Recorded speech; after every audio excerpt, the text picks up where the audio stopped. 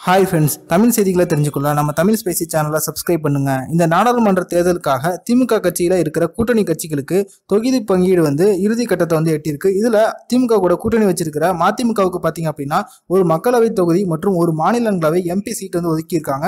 தமிழகத்துல சட்டமன்றத்துல திமுகவோட எம்எல்ஏக்களின் எண்ணிக்கையின்படி பாத்தீங்க அப்படின்னா அவங்களுக்கு 3 மாநிலங்களவை எம்பி சீட்ல வெற்றி பெற முடியும். அதுல ஒண்ணு அவங்க வைகோவுக்கு ஒதுக்கி இருக்காங்க. இதனால வைகோ மீண்டும் எம்பி ஆகிற ஒரு வாய்ப்பு அவங்களுக்கு உருவாகி இருக்கு. இதற்கு முன்னாடி பாத்தீங்க அப்படின்னா வைகோ 3 முறை திமுக சார்பில் நாடாளுமன்ற மாநிலங்களவை உறுப்பினராக இருந்திருக்காரு. அதே போல 2 முறை நாடாளுமன்ற மக்களவை உறுப்பினராகவும் இருந்திருக்காரு. 1996 ஆண்டு வரை மாநிலங்களவை எம்பியா இருந்த வைகோ 1994 ஆண்டு பாத்தீங்க அப்படின்னா அவர் திமுக விட்டு வெளியேறிட்டாரு.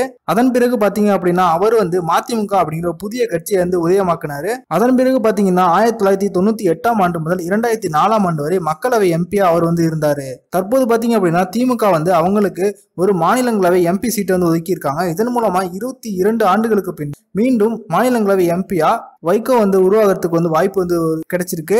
இதன் மூலமா பார்லிமெண்ட் டைகர் அப்படின்னு புகழப்பட்ட வைகோவோட குரல் மீண்டும் நாடாளுமன்றத்துல ஒலிக்கும் அப்படிங்கிறதுல எந்த ஒரு சந்தேகமும் இல்லை. இந்த வீடியோ உங்களுக்கு பிடிச்சிருந்துச்சுன்னா லைக் பண்ணுங்க, ஷேர் பண்ணுங்க. நன்றி.